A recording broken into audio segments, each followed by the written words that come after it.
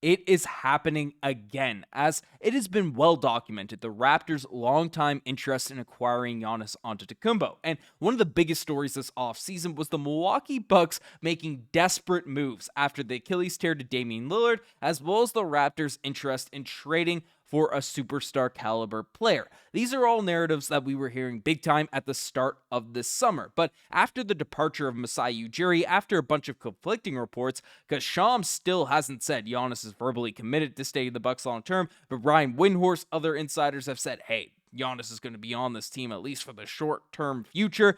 After all those conflicting reports, Raptors fans put it out of their minds, the hopes, the dreams, the outdated graphics animations we have out here on Raptors Digest channel, the hopes of the Raptors' ability to land Giannis Antetokounmpo. Again, these graphics date back years here now at this point, but NBA Media Day was yesterday, and despite the Milwaukee Bucks making moves to appease Giannis out there the offseason, those moves certainly came off as desperate. And this roster, in my opinion, analyzing this team and how they're constructed, is not only built to crumble out there in the long term, but I don't see them being that good out there in the short term. And Giannis Antetokounmpo himself had some quotes that have NBA heads turning about a trade request, a trade proposal, something along those lines happening mid-season. It won't happen in the first weeks of this year, but the seeds of this have already been laid. And as I've been breaking down the summer, if you haven't hit the subscribe button on Raptors Digest just yet, and you haven't been following the saga, Shams has been pretty standing on his reporting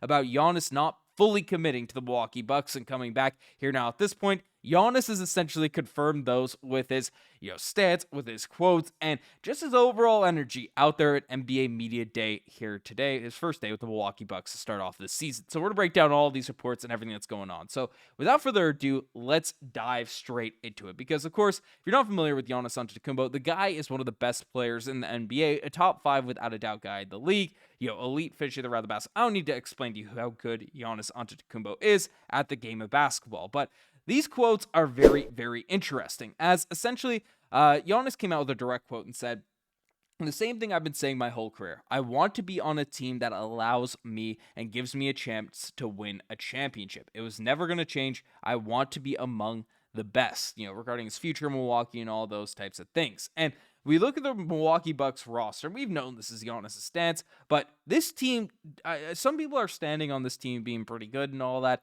I do not see the vision of this Milwaukee Bucks team being solid. I mean, Miles Turner is one of the most inconsistent players in the league, and, given the fact, yes, his cap hit right now, it looks like it's only $25 million, but you had to buy out and stretch Damian Lillard's contract. So essentially, if you combine Damian Lillard and Miles Turner's contract, the move that they had to do to acquire Miles Turner, that essentially has led them to be investing money to have Miles Turner on the roster of upwards of $50 million. So you have that on your books. You have Kyle Kuzma, who's been a disaster on your books for multiple seasons. They brought back Bobby Portis. They have some guys. KPJ, Gary Trent Jr., who Raptors fans are very familiar with. AJ Green can knock down some threes, but a lot of players that have had some very inconsistent up and down, ties out there in the NBA career. Andre Jackson Jr. is good. Cole Anthony. There are some guys that could be decent out there on the basketball court, but they have a whole lot of mid and lower tier players out there on this team, and I do not project this team to be very good whatsoever outside of Giannis Antetokounmpo. So the Milwaukee Bucks, I do not see them being great. I think Miles Turner has been very, very overrated because he wasn't even that great in the playoff runs this year. But I digress. I don't see this team being in that mix in the states of Giannis Antetokounmpo being, fitting those needs. But the real juicy part of what came out and what was said by Giannis out here at this media day comes from this essentially back and forth. So Bucks owner Wes Edens as well on Giannis Antetokounmpo's future with the team. He said, I had a great conversation with Giannis in June, and he made it clear he was committed to Milwaukee and he likes having his family here. And then Giannis, just over an hour later, came out and said that I cannot recall that meeting, saying that very, very bluntly. Now, if Giannis was all in, he had his heart-to-hearts, he had all this, he'd have no reason to deny this, to say, I don't remember that, or say anything. If he was fully bought in, being with the Milwaukee Bucks, especially Giannis' personality, being all happy-go-lucky and stuff like that, he would be fully incentivized to be like, hey, this would be a great thing. I love Milwaukee. Gas everyone up entering the NBA season. Now, we talked about how confident he was in the Bucks roster and all that,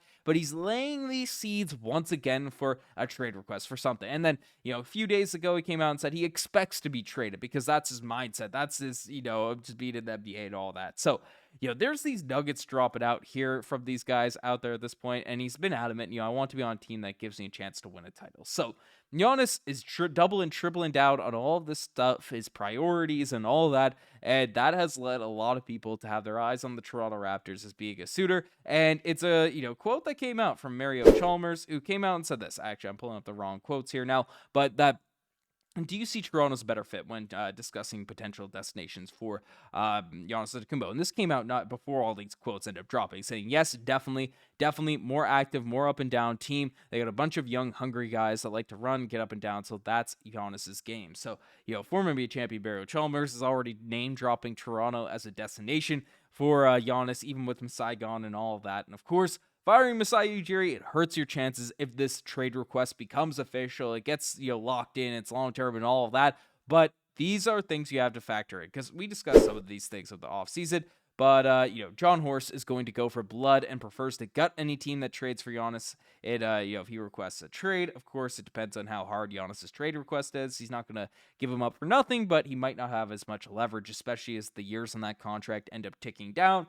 With the Giannis trade request there. So you have that situation. And then, of course, Doug Smith has come out and said that I think they'll probably talk about Scottie Barnes as a centerpiece. I don't think there's anybody else on the roster they want to talk to. So, we know how the Raptors are fully invested out there in Scottie Barnes, view him as the centerpiece of the future. And, one of these trades actually happening, it's obviously Giannis is an upgrade right now, immediately looking at the skills, for last season, but that's a tough pill to swallow to trade Scottie Barnes. I'm not going to get in the weeds. We made multiple videos about hypotheticals for Giannis Antetokounmpo this one, but definitely all things to monitor. This trade will not happen in the next 2 weeks, the next month, the next anything, if it's going to happen at all. But if the Bucks are one of the worst teams in the Eastern Conference, which might be a hot take, but I genuinely believe the Bucks are going to be very, very bad. I think that trade, waiving Damian Lillard, signing Miles Turner, was a very desperate move. And yes, their defense might be solid, but I don't know. Like the rest of the rosters lined up by Gary Trent Jr. doesn't care about basketball anymore. It feels like,